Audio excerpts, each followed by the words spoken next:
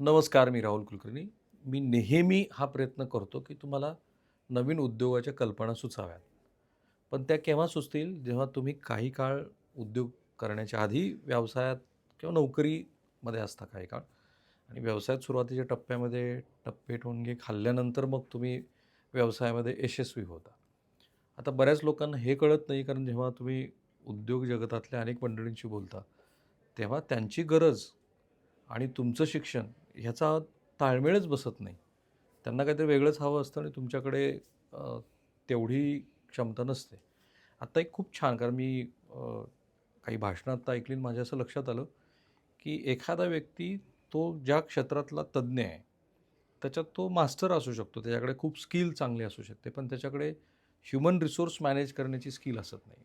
काही वेळेला जे इंजिनियर मंडळी आहेत, ते एका करिअरच्या विशिष्ट टप्प्यावरती पोहोचल्यानंतर त्यांना मॅन मॅनेजमेंट पण करायला लागते. तर आपल्याला प्रश्न असा पडला असेल, की मी हे का सांगतोय? तर तुम्हाला कोणत्याही इंडस्ट्रीमध्ये तुम्ही जो काही तुमचा कोर आहे, तिथे जॉब कसा मिळवावा आणि त्याच्यानंतर तुम्ही आहे त्या जॉबमध्ये आणखी कुठे नव्या करिअरच्या संधी शोधू शकता. तर हे कोण मला सांगू शकेल? तर कोप्लेसचे 2 आपल्यासोबत संस्थापक डायरेक्टर्स आहेत. सर तुमचं तुम्ही दोघंही सांगलीकर आहेत? हो. बरं, दोघं सांगली, सांगली तासगाव, बरं. आणि खानापूर. खानापूर. आणि दोघे इंजिनियर आहेत. दोघे इंजिनियर आहोत. आम्ही क्लासमेट आहोत, ग्रेट. कॉलेजमेट आहोत. जाधव साहेब, तुमचा पूर्ण परिचय द्या बरं. माझं नाव सुधीर कुमार जाधव. हं, माझं मूळ गाव आहे सांगली जिल्ह्यामध्ये, खानापूर तालुक्यामध्ये एक छोटंसं गाव आहे, हं, सुलतान गादे नावाचं. हं. मी केमिकल इंजिनियर आहे बाय एज्युकेशन. मी आणि माझा पार्टनर दोघे एका कॉलेजला शिकलो. 1996 साली मी पासआउट झालो आणि मग त्याच्यानंतर आम्ही केमिकल इंडस्ट्रीमध्ये मी काही वर्ष काम केलं. त्याच्यानंतर मी आय टी फील्डमध्ये गेलो. SAP प्रणाली होती, SAP अच्छा, सिस्टम. SAPवरती काम येस, केलं. मी SAP कन्सल्टंट म्हणून जवळजवळ 10-11 वर्ष काम केलं. आणि मग त्यानंतर जेव्हा अ, माझे मित्र NC गोसावी आम्ही भेटलो बऱ्याच वर्षानंतर आणि आम्हाला दोघांनाही च्या अनुभवाचा उपयोग करून काहीतरी सुरू करायचं होतं. हं. आम्ही जवळजवळ इंडस्ट्रीमध्ये 22-23 वर्ष काम केलं वेगवेगळ्या वरती वेगवेगळ्या कंपन्यांमध्ये.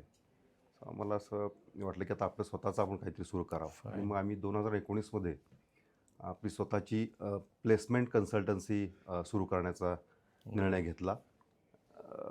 मिड लेवल आणि सिनियर लेवल पोझिशनसाठी. राईट. ते महत्त्वाचंच आहे. तुमचा गोसावी साहेब. माझं नाव NC Gosavi. N stands for Narhar.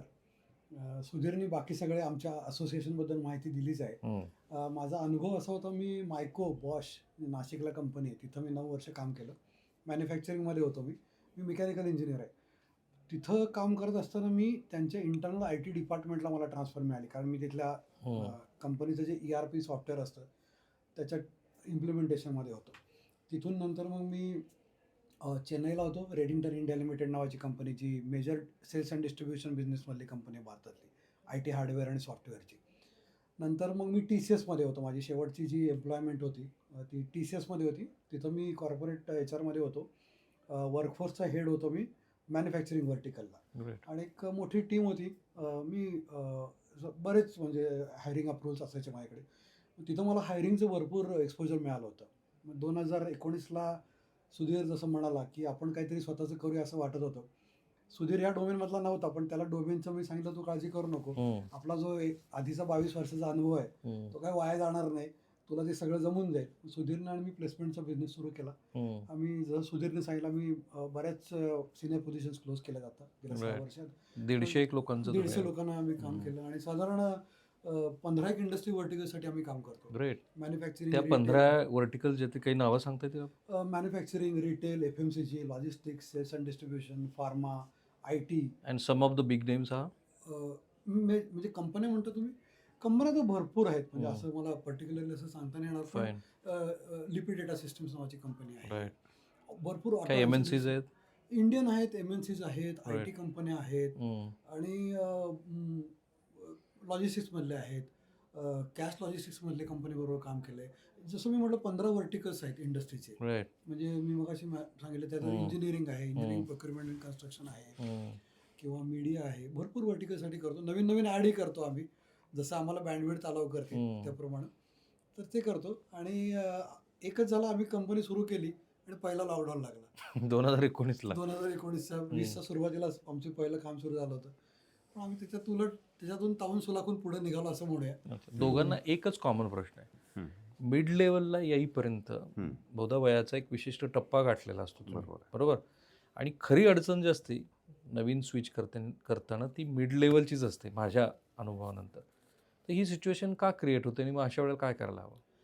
म्हणजे मिड लेवलला पोचायला अवघड जातो लोकांना असं म्हणायचं तुम्हाला? नाही, मिड लेवलला पोहोचेपर्यंत काय होतं की तुमच्या वयाचा एक विशिष्ट टप्पा हो. तुम्ही गाठलेला असतो. हो. आत्ता इंडस्ट्रीची सिच्युएशन बघितली तो हायर अँड फायर आहे. हो. आणि त्याच्यात पण एक अडचण अशी दिसते की मिड लेवलची जी सॅलरी आहे हो. त्याच्याच सॅलरीमध्ये तेवढ्याच तुलनेची बरीचशी लोक येऊ शकतात. आलं लक्षात. हं. नाही, त्याचा मुख्य प्रॉब्लेम काय आहे, हा सगळ्यांनी जरूर ऐकावा, हं. की मिड लेवलला जाताना लोक त्यांच्या कोर स्किल्स पासून लांब जातात. Correct. Very important. Core skills म्हणजे कोर स्किल्समध्ये तुम्ही समजा टेक्नॉलॉजीची लोक घेतली, तर आपल्याकडचं सर्व्हिस इंडस्ट्रीचं आयटीचं असं स्ट्रक्चर झालंय. आणि आपण आज ह्या समिटला भेटलो आहोत. इथं सुद्धा हा प्रॉब्लेम होणार काही वर्षानंतर, मॅटर ऑफ टाइम. जीसीसी मध्ये सुद्धा, की तुम्ही जर तुमच्या कोर स्किल्स पासून बाजूला गेला तुम्हाला प्रॉब्लेम येईल. म्हणजे काय होतं, साधारण आपण जर बघितलं तर एक 6-7 वर्षापर्यंत माणसं जे असतात आय टीमध्ये काम करणारी किंवा बऱ्याच इंडस्ट्रीमध्ये हे ॲप्लिकेबल आहे, हे बिलेबल स्किल्स जे असतात की जिथून रेव्हेन्यू, ब्रेड अँड बटर जो कंपनीचा अर्न होत असतो त्यात काम करत असतात. त्याच्यानंतर काय होतं, आपल्याकडे लोकांना म्हणजे हा हातातला प्रॉब्लेम आहे खरं बघायला गेलं तर, अच्छा. की लवकर त्यांना डेप्युटी मॅनेजर करतात, मॅनेजर करतात, सिनियर मॅनेजर. खाली खेळवलं पाहिजे हो खूप. आम्ही जेव्हा 30 वर्षापूर्वी करिअर सुरू केलं, 10-10 वर्षात बरोबर. एक प्रमोशन होतं. आज मुलांना वरच्याच रँकला घेतलं जातं किंवा प्रमोशन फास्ट एक्सपेक्टेड असतात. ठीक आहे, आत्ताच्या जनरेशनप्रमाणे जायला पाहिजे, आय अंडरस्टँड. पण तुम्ही त्यांना त्यांचा प्रोग्राम असा करून टाकता डोक्यामध्ये, की मी तर मॅनेजर झालो, मी तर सिनियर मॅनेजर झालो, मला प्रमोशन मिळालं. मग ते काय करतात, ते बाजूला जातात स्किल्सपासून. मग मी मॅनेज करणार. मग मी समजा एक पर्टिक्युलर टेक्नॉलॉजीचा मी एक्सपर्ट होतो, तर मी आता काय, मी 5 टेक्नॉलॉजीज मॅनेज करतो. हा त्यांच्या डोक्यात विषय लवकर जातो. आणि मग ते तिथून बाजूला गेले की सॅलरीज तर वाढत असतात, रिस्पॉन्सिबिलिटी डिलिव्हरीची वाढत असते. पण आता जी इंडस्ट्री बदलली आहेत बरेच, आणि आय टी स्पेशली आजच्या आपल्या मीटिंगच्या कॉन्टेक्स्टमध्ये सांगतो, तर कस्टमर ह्याला पे करायला तयार नाही आहे त्या कामाला आता सिनियर लोकांच्या. त्यामुळे तो जो पिरॅमिड असतो, मी वर्कफोर्समध्ये काम केलं एवढं भरपूर मोठ्या प्रमाणात, तो वर्कफोर्सचा पिरॅमिड इम्बॅलन्स होतो. हे जे लोक मिड मॅनेजमेंटला येतात ते सगळे त्याच्यात एक इम्बॅलन्स क्रिएट करतात आणि ते कट करण्याशिवाय कंपनीला पर्याय राहत नाही. मग जे लोक डिलिव्हरी मॅनेजमेंटमध्ये जातात, प्रोग्राम मॅनेजमेंटमध्ये जातात किंवा असे काही एरियाज आहेत की तिकडे गेलेले लोकांचे जॉब्स प्रॉब्लेममध्ये येतात. आणि हे आत्ता सुरुवात झाली असं माझं मत आहे. खूप मोठ्या प्रमाणात होणार. ओके. जाधव साहेब, पिरॅमिडचा त्यांनी उल्लेख केला. जेव्हा तुम्ही टॉपला पोहोचता बरोबर. तेव्हा तिथं असणं आणि ते रिटेन करणं हं. हे किती डिफिकल्ट आहे गिव्हन अ टुडेज सिनेरिओ? काय होतं की ज्यावेळेला तुम्ही त्या पिरॅमिडला पोचता, लिडरशिप रोलमध्ये जाता, तेव्हा तिथं पोचताना तुम्हाला स्वतःचं ओव्हरऑल ग्रूमिंग करायला पाहिजे. तुम्हाला बरेचसे सॉफ्ट स्किल ॲक्वायर करायला पाहिजे तिथे Just like- जाताना. कम्युनिकेशन हा त्याचा एक भाग झाला. राईट. तुमच्या लिडरशिप क्वालिटीज तुम्हाला त्या डेव्हलप करता आल्या पाहिजे. मोठी टीम, लार्जर टीम तुम्हाला लीड करायला पाहिजे. डायव्हर्सिफाईड टीम तुम्हाला लीड करता आली पाहिजे. त्यासाठी लागणारे तुम्हाला स्वतःला अप टू डेट पण ठेवायला पाहिजे. बऱ्याच वेळेला असं आपण बघतो की एका पर्टिक्युलर फील्डला किंवा डोमेनला त्यांचं नॉलेज तेवढ्यापुरतं रिस्ट्रिक्टेड ठेवतात लोक. आणि जेव्हा ते लिडरशिप रोलमध्ये जातात त्यावेळेला त्यांना म्हणजे जे आपण क्रॉस फंक्शनल टीम्स बरोबर किंवा त्यांचं इंटरॅक्शन वगैरे जेव्हा येतं आणि त्यांना लीड करायची वेळ येते त्यावेळेला तिथं थोडेसे मागं पडतात. ओके. त्यामुळे त्यांना स्वतःला डायव्हर्सिफाय करणं आणि स्वतःला अप टू डेट ठेवणं हे खूप गरजेचं आहे. मला एक 2 उदाहरणं सांगाल? कोणाची नावं नाहीत घ्यायची आपल्याला, पण तुम्ही ज्यांना प्लेस केलं तर अशी एक 2 उदाहरणं की जी फार युनिक आहेत, स्टील यू रिमेंबर इट.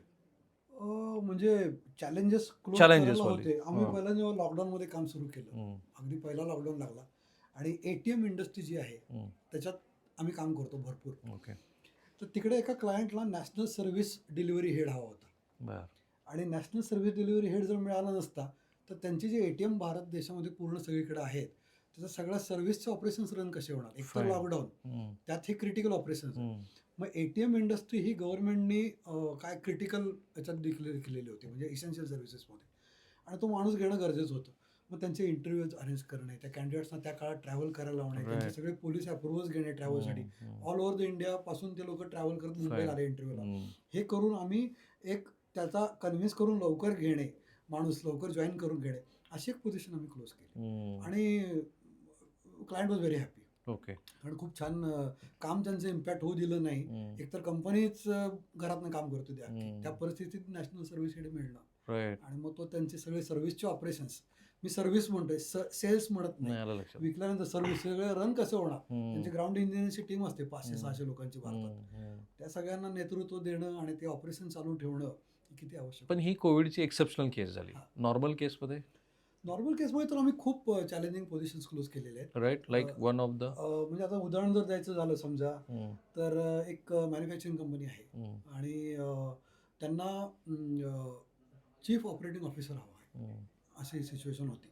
आणि त्याला थोडंसं असं होतं की बजेटचे कन्सेंट्स असतातच सगळीकडे, म्हणजे कुठलाच क्लायंट हे नाही करत, पण हे समजून घेणारा माणूस हवा होता त्यांना, की कंपनीमध्ये काय चॅलेंजेस आहेत आणि हे सगळं. तर मग आम्ही असं ठरवलं, मी आणि सुधीरने, आम्ही क्लायंटला पण कन्व्हिन्स केलं, म्हटलं आपल्याकडे चॅलेंजेस आहेत, आपण ते कॅन्डिडेटशी व्यवस्थित बोलूया जे आहेत ते, पण खरंच पिक्चर दाखवू, आवडतं लोकांना खरं सांगितलेलं.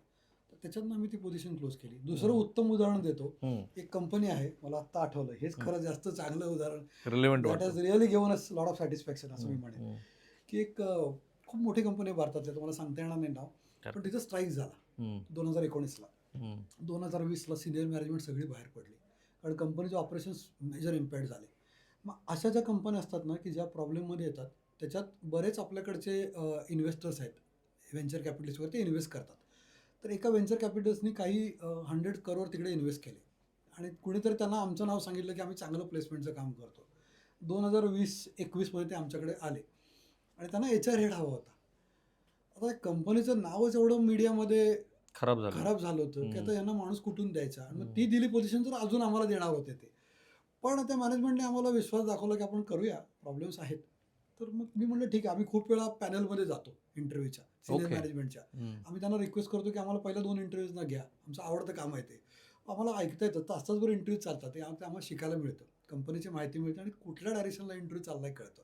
त्यांना मी रिक्वेस्ट केली, म्हटलं तुमची कंपनी मॅन्युफॅक्चरिंगची आहे, तर मी मेकॅनिकल इंजिनियर आहे, मी तुमच्या पॅनलमध्ये येतो.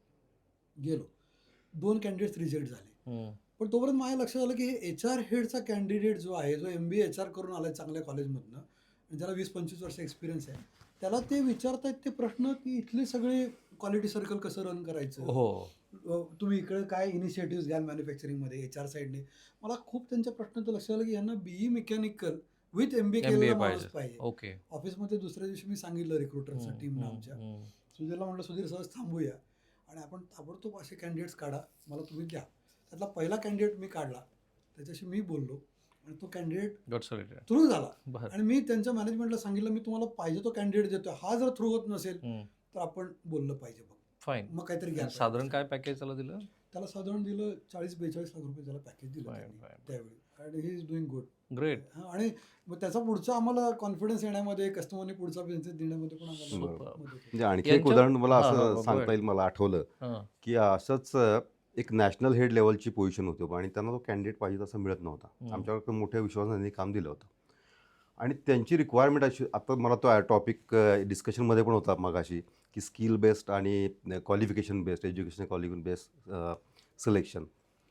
तर त्यांनी आमच्याकडं क्रायटेरिया असा ठेवला होता की तो इंजिनिअरिंग बॅकग्राऊंडचा पाहिजे आणि MBA पाहिजे, तो एक Tier 1 कॉलेजमधून पासआउट झालेला पाहिजे. आम्ही बरेचसे कॅन्डिडेट दिले, बऱ्याच जणांचे इंटरव्ह्यूज झाले, पण शॉर्टलिस्ट त्यांनी केले नाहीत. त्यांना जो पाहिजे तसा मिळत नव्हता आणि ते आम्हाला त्यांच्याकडून प्रेशर येत होतं की प्रोफाईल्स पाहिजेत. आणि ते स्किल थोडंसं निश असल्यामुळं तेवढे मार्केटमध्ये त्या लेवलचे, त्या एक्सपिरियन्स लेवलचे कॅन्डिडेट्स अवेलेबल नव्हते. आम्ही थोडंसं लिबर्टी घेऊन थोडंसं आम्ही स्वतःला डेव्हिएट केलं त्यांच्या क्रायटेरियापासून आणि एक प्लेन BA क्वालिफिकेशनचा candidate but with relevant experience तो घेतला. आम्ही त्याशी बोललो. तोही 1 वर्षापासून तो ॲक्च्युली एम्प्लॉयमेंटमध्ये नव्हता, तो स्वतः काहीतरी फ्रीलान्सिंग काहीतरी करत होता. आम्ही त्याशी बोलल्यानंतर आम्ही कन्व्हिन्स झालो की इज द कॅन्डिडेट, त्याला स्किल आहे आणि त्याचा कॉन्फिडन्स लेवल आणि नॉलेज. आम्ही दोघंही बोललो. आम्ही युजली आम्ही दोघं स्वतः बोलतो सिनियर लेवलच्या ह्याला, बराच वेळ बोलतो आणि मग जेव्हा आम्हाला कन्व्हिक्शन येतं तेव्हा तो पुढं पाठवतो. आणि मग आम्ही त्यांच्या मॅनेजमेंटला ते एवढे इन्सिस्ट करत होते त्या याच्यावरती की आम्हाला ह्याच क्वालिफिकेशनचा कॅन्डिडेट हवा आहे, तेव्हा आम्ही त्यांना पटवून दिलं की तुम्ही इंटरव्ह्यू घ्यायचा एकदा, जस्ट आम्ही म्हणतो मग, and then you take call. Decide आणि मग त्यांनी ते, मला वाटतं की पहिल्यांदा असेल कदाचित त्यांच्या ह्याच्यापासून थोडेसे ते बाजूला गेले त्यांच्या. डेव्हिएट केलं हां, आणि मग त्यांनी हे केलं आणि तो प्लेस झाला. ॲक्च्युली तर सगळ्यांना एवढा आवडला त्यांच्या काय ह्याच्यापासून. त्याला पॅकेज दिलं त्यांनी? त्यावेळेचं पॅकेज किती होतं रे? ते हां, चॉईस हे मी वाटतं 5 एक वर्षापूर्वीची गोष्ट Right. सांगतो. आम्ही जस्ट ह्याच्यामध्ये आलो 5-5.5 बी वर्ष. आहे, पण त्यांनी टेक्निकल स्किल्स चांगले अक्वायर केले होते ऑन द जॉब. आणि त्याचं कसं होतं, एक वैशिष्ट्य तुम्हाला मी सहज सांगतो. आपल्याला खूप वेळा प्रश्न पडतो की BA, BCom, BSc झालेले लोक गेले कुठं?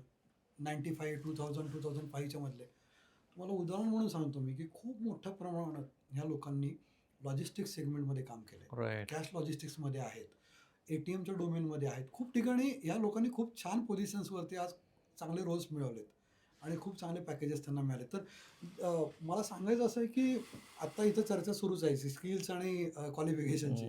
खूप इंटरेस्टिंग एक्सपिरियन्स आम्हाला याचा त्यातला हा अनुभव होता.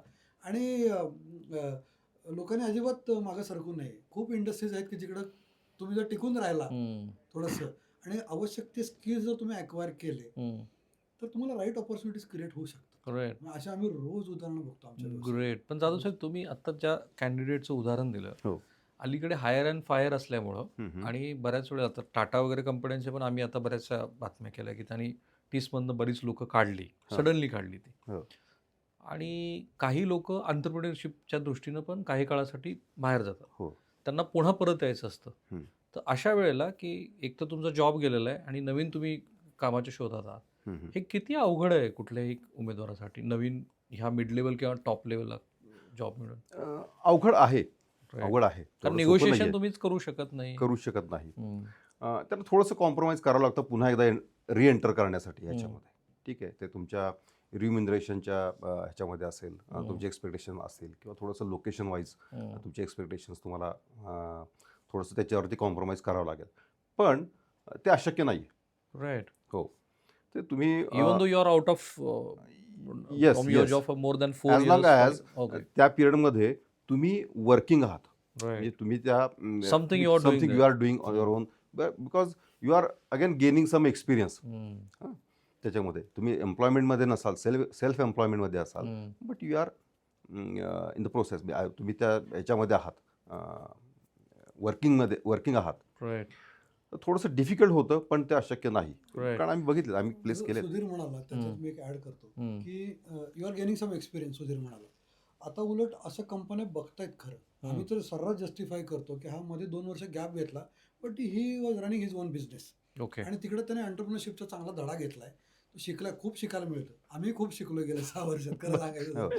नोकरी करण्याचं विश्व वेगळं आणि बिझनेसचं विश्व वेगळं आहे. ठीक so how do you prefer job और बिझनेस? नाव बिझनेस. बिझनेस. आता आम्ही म्हणून यांची मुलाखत Of घेतली. course. एकही दिवस business. रिग्रेट करत नाही की मी नोकरी सोडून बाहेर पडलो Of आणि course, Sudhir of regret course. करत Right. नाही. आम्ही हो. फ्री आहोत, एन्जॉय करतो आम्ही काम आणि अनुभव खूप येतात, खूप लोकांच्या भेटी होतात त्याच्यामध्ये.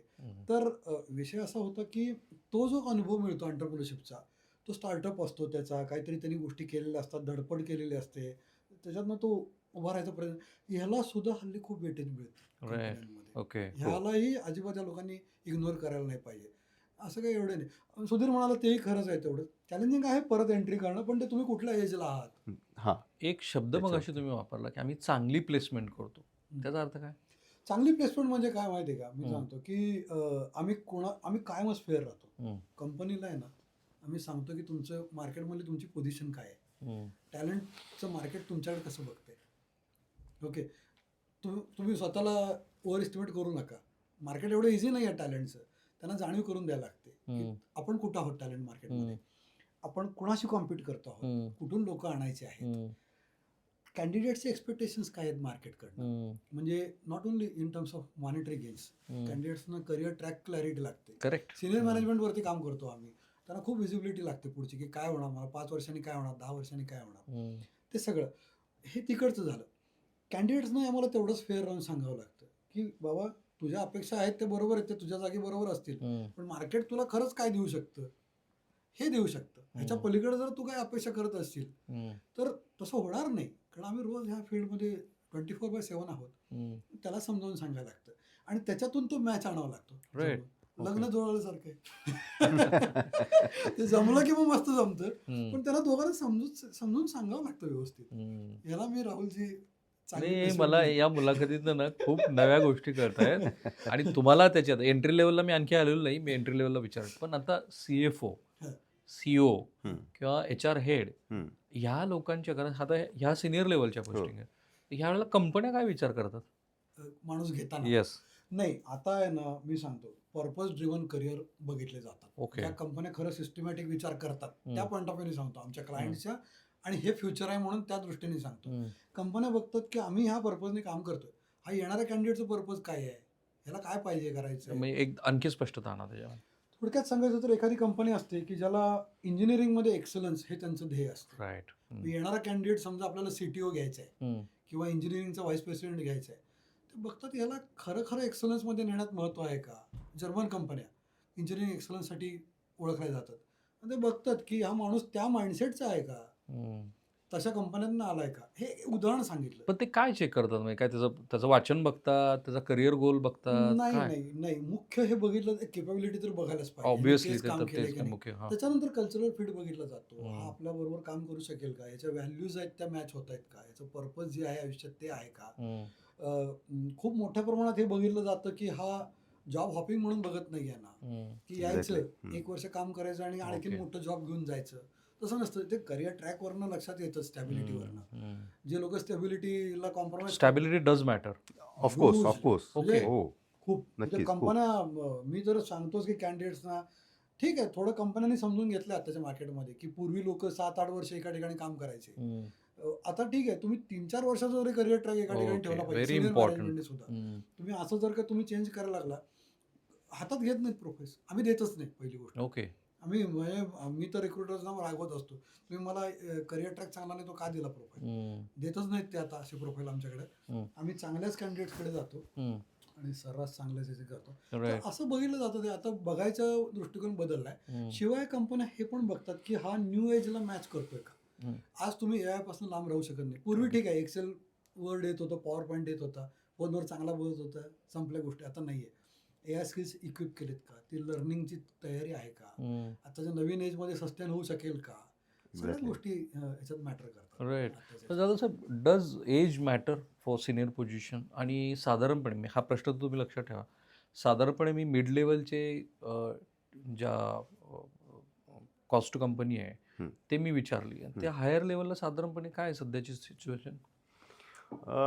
पहिला प्रश्न आधी, डज वय age matter for senior position.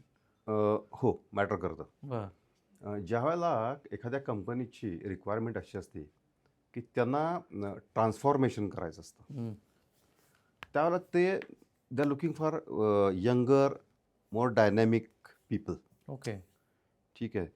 थोडंसं एज, मी असं नाही म्हणत, मी जनरलाइज नाही करणार, पण एक युजली असं एक हे आहे की थोडंसं एका ठराविक एजनंतर ते रिटायरमेंटच्या किंवा ते जवळपास जातात, त्यावेळेला ते थोडंसं नवीन चॅलेंजेस किंवा नवीन आता टेक्नॉलॉजी ॲक्वायर करून, जसं आता यांनी सांगितलं, की त्यांचं विलिंगनेस आणि जो थोडासा यंगर आहे त्याचा विलिंगनेस ह्याच्यामध्ये फरक असतो.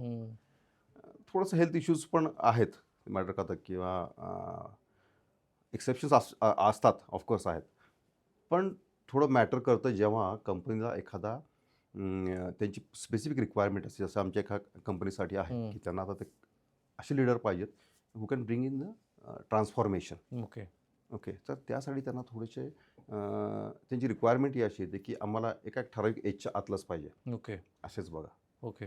ते बघतही नाहीत त्याच्या पुढच्या घेतलं. ओके. रिलेव्हंट एक्सपिरियन्स असेल, काही असेल तरी. पण जी चालती गाडी आहे ती चालवायची पुढं, तिथं मे बी फारसा त्याचा रिलेव्हन्स राहत नाही. ओके. आणि CTC साधारणपणे ह्या लेवलच्या मॅनेजरियल लेवलच्या सध्याच्या काय मार्केट CXO लेवल म्हणता तुम्ही? हां, CSO लेवल. CXO लेवलच्या कारण मी ऐकताना 2 कोटी 3 कोटी 4 हो कोटी. हो आहेत, पण ते तो नॉर्म नाही आहे. आहेत काही थोडेसे एक्सेप्शनल याच्यामध्ये आहेत, पण आता CXO लेवलला 1 CRच्या आसपास रेंजिंग फ्रॉम 75 लॅक्स हम्म, टिल 1.5 इवन 2 लॅक्स हम्म, 2.5 आहेत. हम्म. स्ट्रक्चरवर पण स्ट्रक्चर Obviously, त्या structure कंपनीचं राहणार. हे इसॉप देते कंपनी, शेअर्स हम्म. देते कंपनी त्यांना. हम्म, त्यांना कसं असतं की आत्ताच एक लेडी कॅन्डिडेट होती सेल्सची, आम्ही एका क्लायंटला दिली होती. तिची CTC 80 लाख होती. शी वॉज एक्सपेक्टिंग 1,20,00,000. Obviously. सिलेक्ट पण झाली, पण समोर ते वर्कआउट नाही झालं. तिकडे तिची 80 लाख सॅलरी जी होती ती 40 लाख फिक्स होती, 40 लाख व्हेरिएबल होती. त्या 40 लाखाचा ट्रॅक रेकॉर्ड चांगला नव्हता बरं. व्हेरिएबलच्या हा. मिळायचा. त्यामुळे पुढची कंपनी का बरं तिला जास्त सॅलरी देईल, हम्म. अशा गोष्टी होतात. हम्म. पण सॅलरीज वाढलेल्या आहेत हे नक्की आहे. Right. त्यात काही So how is today industry behaving? With home like candidates. Candidate and even आजचं सिच्युएशन अशी आहे, मी थोडक्यात सांगेन की जर योग्य कॅन्डिडेट मिळाला ना हम्म, तर कंपन्या फ्लेक्झिबिलिटी दाखवून सॅलरी द्यायला तयार आहेत. fine. ते वेट करायलाही तयार आहेत. पण अच्छा, नोटीस पिरियड वगैरे साठी पण वेट त्यासाठी करायला तयार आहे. सिलेक्शनला सिलेक्शन साठी पण. आमच्यासोबत सिनियर पोझिशन 6-6 महिने काम चालू असतं एकेका पोझिशनवर. आणि आम्ही पण त्यांना समजावून सांगतो कस्टमरना खूप वेळा की घाई करू नका. हम्म. एक माणूस वरचा चुकला तर पिरामिडला प्रॉब्लेम आहे. Obviously, I agree खाली with तुम्ही you. एखादा माणूस चुकला घ्यायचा, तुम्ही You ऍडजस्ट can कराल, recorrect त्याला it. रिस्किल कराल, त्याला दुसरं काम द्याल, काहीतरी करू शकाल. हम्म, वरचा माणूस चुकला की तुमचा डॉलरच खाली आला. त्यामुळे आम्ही पण समजावून सांगतो. हम्म, त्यामुळे आमचे क्लायंट रिटेन्शन म्हणजे आम्ही 100% क्लायंट्स आम्हाला सोडत नाहीत, आमच्यावर हम्म. काम करतात ते. बरं. आणि आमचा पण 29 वर्षाचा अनुभव आहे टोटल सगळ्यांना. हम्म. त्यांना समजावून सांगून काम होतं. पण तुम्ही कंपनी लेवललाही काम करता आणि कॅन्डिडेट लेवललाही काम करता. नाही मी तो एक खूप वेळा हा, म्हणजे मला असं या- तुमच्या या बोलण्यातलं interview नंतर आठवलं. पण मला सांगायला आवडेल हं. की आता मला राहुलजी इंटरव्ह्यू घेत आहेत एवढा 4 वर्ष आमचा.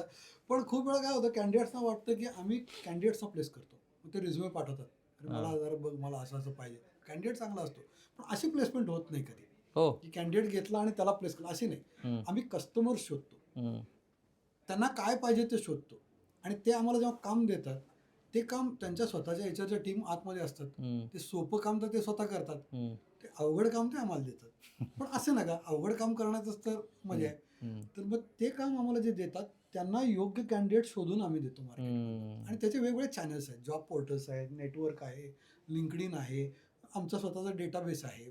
असे वेगवेगळे चॅनल्स आहेत की ज्याच्यातून आम्ही कॅन्डिडेट देतो. त्यामुळे आम्ही कोणाला कुठे अप्रोच झाला तर प्लेस करू शकत नाही, बरं. लक्षात ठेवा. हा. पण जाधव साहेब, एक साधारणपणे एम्प्लॉईची अशी धारणा असते की सिनियर पोझिशन आहे, वॅकंट आहे, I am a skillful, I am quite be able to get the position, पण हमखास मॅनेजमेंट बाहेरनं कुणाला तरी आणून आमच्या डोक्यावरती बसवतं. बसवतं. हे खरोखर असं होतं का? म्हणजे कंपन्या हो. इंटरनली टॅलेंट का नाही शोधत? नाही त्यावेळेला कसं असतं, काही वेळेला इंटरनल टॅलेंटमध्ये जसं तुम्ही म्हणाल की एम्प्लॉईला वाटतं की मी स्किलफुल स्किलफुल आहे, आहे, I could be. माझ्याकडे ते स्किल आहे. हा. पण जसं मी मगाशी म्हटलं की काही सॉफ्ट स्किल्स असतात, फक्त तुझ्या त्या फील्डचं स्किल हो. असून नाही, तुम्हाला ती लिडरशिप क्वालिटी आहे. हम्म, कारण तुम्हाला सगळी टीम घेऊन पुढे जायचं असतं. इंडिव्हिज्युअल कॉन्ट्रीब्युटर असाल तुम्ही चांगले, पण तुम्हाला लिडरशिप रोलमध्ये आल्यानंतर सगळ्या टीमला पुढे घेऊन जाता येईल का, ती क्वालिटी तुमच्यामध्ये आहे का, ही फार Superb. महत्त्वाची हम्म. गोष्ट आहे. पण आता तुमच्याकडनं मला हे हवं आहे, तुम्ही भले एंट्री लेवलचं काम करत नाही, आपले बहुसंख्य प्रेक्षक हा पण विचार करतील की मी एंट्री लेवलला मला आता जायचं आहे, how to prepare myself. आणि समजा एंट्री लेवलला मला जॉब मिळालाच आहे, दोन्ही प्रश्न एकदा विचारतो, तर फ्युचर मिड आणि टॉपच्यासाठी मी आत्तापासूनच काय तयारी करायला हवी? सो दोघांनाही त्या प्रश्नाची उत्तर द्यायची. एंट्री लेवलला जर म्हटलं आता तर कुठलेही ग्रॅज्युएट असू दे, त्यांनी समजून घेणं आवश्यक आहे की सिलेक्शन क्रायटेरियाच बदललं आहे हल्ली आता, म्हणजे जॉबचं नेचरच बदललं आहे. ठीक आहे, तुम्ही खूप वेगवेगळे स्किल्स ॲक्वायर केलेले असले पाहिजे की जे मस्ट आहेत. ओके, लाईक AI आला आता. ओ फाईन. तुम्ही आणि AI म्हणजे फक्त ChatGPT किंवा असं धरू नका. असे म्हणजे शेकडोनी टूल्स आहेत की जे तुमचं काम खूप इफिशियंट करतात. त्यामुळे तुम्ही आता it's a matter of time, म्हणजे 1-2 वर्षामध्ये अजूनही लोक झोपलेले आहेत असं माझं AIच्या बाबतीत मत आहे. मी तुम्हाला आत्ता सांगतो, आपण मीडियामध्ये काम करतो, माझं पण मीडिया हाऊस आहे, मी सांगितलं. तर कंटेंट क्रिएशन, रायटिंग कंटेंटचं, व्हिडिओ एडिटिंग, कित्येक क्षेत्रामध्ये लोकांचे जॉब जाणार डू ॲग्री चालू झाले. काय टूल्स आलेत, काय भयंकर झालेलं आहे म्हणजे त्याच्यात. हे लोकांना जर असं सो टू वाटत असेल, अडॅप्ट न्यू स्किल फर्स्ट, पहिलं सेकंड. तर बाकीच्या क्षेत्रामधले AIचे टूल्स लोकांना कळले नाहीयेत म्हणून झोपलेत असं म्हणतोय. दुसरी गोष्ट अशी आहे की पोर्टफोलिओ करिअर हा प्रकार इथून पुढे वाढेल असं माझं मत आहे. ओके. पोर्टफोलिओ करिअर म्हणजे काय, की पूर्वी माणूस आला, इंजिनियर झाला, त्याला कुठल्या तरी IT कंपनीत घेतलं, ट्रेनिंग दिलं, तोच लागला, 1 वर्षाने कन्फर्म झाला, चालू झाला, कंपनी बदलली, चालू झालं. असं होणार नाही. इथून पुढची जी आताची जी जनरेशन आहे ही आताची जी जनरेशन आहे फ्रेशर्सची, त्यांनी हे समजून घ्यायला पाहिजे की त्यांचा इंटरेस्ट तसा आहे आणि कंपन्यांनी समजून घ्यायला पाहिजे की हे काय आता एक प्रकारच्या साचेबद्ध नोकरीमध्ये अडकणारे लोक नाही आहेत. असे ते येणार, ते तुमचं काम करणार, त्यांना फ्रीडम पण लागणार. मग त्या आणि 4 गोष्टी करणार फ्रीलान्सिंगच्या. ओके. तर हे तुम्ही ॲक्सेप्ट करून चाललं पाहिजे कंपन्यांनी. आणि त्याच्यात पोर्टफोलिओ करणार लोक करिअरचे. आपल्याकडे कसं इन्व्हेस्टमेंटचा पोर्टफोलिओ असतो, म्युच्युअल फंड, शेअर्स वगैरे.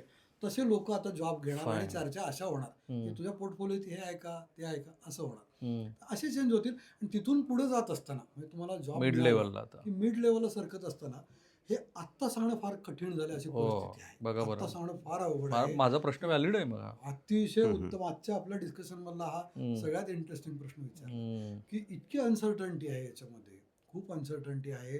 आणि असे लोकांचे गेलेले जॉब्स आम्ही रोज बघतो आहोत. मिड लेवलला प्रॉब्लेम्स खूप आहेत. राईट.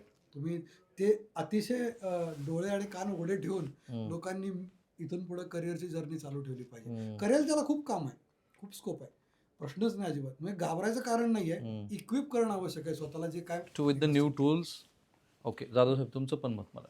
नाही, आता जसं NC म्हणाला, अगदी बरोबर आहे की तुम्हाला त्या न्यू स्किल्स ॲक्वायर करणं खूप गरजेचं आहे. आणि मी असं म्हणेन की पूर्वी जेव्हा आम्ही इंजिनियर झालो वगैरे त्यावेळेला की, किंवा आताही पालक काय करतात की, किंवा मुलं ठरवतात इंजिनियर व्हायचं, काय करायचं इंजिनियर व्हायचं, तिथून बाहेर आपल्या पडायचं, सगळ्यांची इंजिनियर होऊन मध्यमवर्गीय. बाहेर पडायचं हा. आणि मग शोधायचं करायचं काय असं. So you need to first decide what you want to do. Okay. Exactly. तुम्हाला आता अशी ही वेळ अशी आहे की तुम्हाला आधीच माहीत असली पाहिजे की तुम्हाला नक्की करायचं काय पुढं. आणि त्याप्रमाणे तुम्हाला ते स्किल ॲक्वायर करत, तुम्ही ग्रॅज्युएशन करून इंजिनिअरिंग करून बाहेर पडून मग तुम्ही जेव्हा हा कोर्स करतो, असं करतो, तो कोर्स करतो असं आणि नाही करतो, चालणार. असं नाही चालणार. तुम्हाला ते सायमल्टेनियसली आता केलंच पाहिजे. आणि आणि- आणि- ओपन आहेत तेवढे. आणि अवेन्यूज पण ओपन आहे. तुम्हाला ऑनलाईन आहे, ऑफलाईन, सगळे आता अवेलेबिलिटी भरपूर आहे, सगळे तुम्हाला अवेलेबल आहे. दुसरं एक मी असं म्हणेन की तुम्ही इंटर्नशिप करा जास्तीत जास्त. Even before completing before completing your जिथं education. Okay. जिथं तुम्हाला शक्य आहे तिथं संधी मिळते. आणि ते तुम्ही स्वतः मिळवा, तुम्ही अप्रोच करा कंपन्यांना आणि जास्तीत जास्त इंटर्नशिप करा. तो जो बरं. तुमचा हँड्स ऑन एक्सपिरियन्स तुम्ही घ्या. ओके. जेव्हा तुम्ही बाहेर पडलेला असाल डिग्री घेऊन, त्यावेळेला तुमच्याकडे बराचसा एक्सपिरियन्स असेल, तुम्ही बरंचसे फॅमिलियर झालेला असाल कॉर्पोरेट जगाला किंवा इंडस्ट्रीला. आणि तुम्ही एकदम प्लेन बाहेर पडणार नाही. तुम्ही बाहेर पडाल त्यावेळेला बराचसा तुमच्याकडे एक्सपिरियन्स असेल. तो जास्तीत जास्त इंटर्नशिप करा. खरं तर जाधव साहेबांनी जे सांगितलं ते नॅशनल एज्युकेशन पॉलिसीमध्ये खूप विस्ताराने ते येऊ घातलं आहे. इंडस्ट्री कोलॅबरेशन करणं खूप गरजेचं आहे आणि मी तर खूप वर्षापासून हे सगळं सांगतोय. My last question to you, how is the job market functioning नाव? जॉब मार्केट म्हणजे आता थोडं ट्रम्पचे जे धोरण tariff बदललं आणि किंवा हे, हां. त्याच्यानंतर थोडंसं कॉशियस मोडमध्ये आहे. Right. एवढं सांगतो. आता खूप काही मार्केट असं खूप प्रचंड वेगात वाढते असं नाहीये. आता थोडंसं कॉशियस आहे. सिनियर मॅनेजमेंटचं जर म्हणाल, सिनियर जे आम्ही करतो ते गेल्या 6 वर्षात आम्ही पहिल्यांदा असं बघतोय की थोडंसं खाली आलंय. राईट. असं तशा ऑपॉर्च्युनिटीज थोड्या कमी येतात राईट. मार्केटमध्ये. कारण कंपन्या, मला असं म्हणजे वैयक्तिक माझं ऑब्झर्वेशन आहे, Sudhir will agree with me, की कंपन्यांना ठरवता येत नाहीये आता काय करायचं, किती ॲग्रेसिव्ह. जसं आमचे क्लायंट आहे तर त्यांचं 40% एक्सपोर्ट आहे US ला, तो 0 आहे आता सध्या. So sad. काय करणार, त्यांची रिक्रुटमेंटच थांबून गेली. आणि त्यांना ठरवता येत नाही काय करायचंय मग आता ह्या पॉईंटला, की वेट करायचं आहे का युरोपच्या मार्केटमध्ये जायचं. प्रयत्न तर करतायत ते, पण कसं असतं की ती जी कंपनी आहे त्यांचे प्रोडक्ट जर जॉबचे असतील, की काहीतरी नवीन काम आणलं आणि पटकन बनवून दिलं असं नसेल, पण तो प्रॉडक्ट जर इंजिनिअरिंगकडनं गेलेला असेल, त्याला त्यांनी जन्माला घातला असेल, असं बनवणार, तर नवीन काम आणणं आणि ते पटकन उभं करणं एवढं सोपं होत नाही. करेक्ट. कारण आपल्याकडे तर सर्व्हिस इंडस्ट्रीचं GDPतलं जे contribution is more than 30%, manufacturing 4-5% agriculture 10-1% आहे. त्यामुळं गोसावी साहेबांनी जे सांगितलं ते महत्त्वाचं आहे. एक मला हा प्रश्न तुम्हाला विचारायचा आहे की आपण आता बोलतो ते महाराष्ट्र, भारतातल्या जॉब ऑपॉर्च्युनिटीबद्दल. मध्यंतरी मला एक 2-3 गृहस्थ भेटले होते. भारतातल्या इन्व्हेंटरीज ते जगभरात विकत आहेत. आता मी उदय सामंत यांची मुलाखत केली आणि मी खूप ऑफ रेकॉर्ड पण बोललो. जर्मनीत पण अपॉर्च्युनिटी आहे, युरोपात खूप अपॉर्च्युनिटी आहे वगैरे असं ते म्हणतात. हे खरं आहे का? म्हणजे आपली मुलं तिकडे जाऊन अगदी ब्लंटली जॉब घेऊ शकतात अशी स्थिती नाही. आहे? आत्ताच्या करंट सिच्युएशनमध्ये असं चित्र अजिबात नाही. उलट तिथून काही परत येत आहेत आमच्याकडे, असं येत आहेत ते आम्हालाही अप्रोच होत आहेत काही रेफरन्सनी, की ते तिकडे शिकलेत किंवा तिथं काही थोडा जॉब केला आहे, युरोपमध्ये गेलेत, US मध्ये होते आता तिथून ते परत आलेत आणि आता इथं ते जॉब सर्च करतायत राईट म्हणून आम्हालाही अप्रोच होत आहे right help us getting job. तर तसं चित्र नाही आहे. यू वॉन्ट टू ॲड हा, समथिंग? मग चला चॅनल बघावं लोकांनी जाताना, कुठल्या चॅनलमधून चाललोय, कुणाकडून चाललोय, कुठे Right. चाललोय, राईट थोडंसं बघावं. कारण हा थोडंसं नवीनच सुरू होते.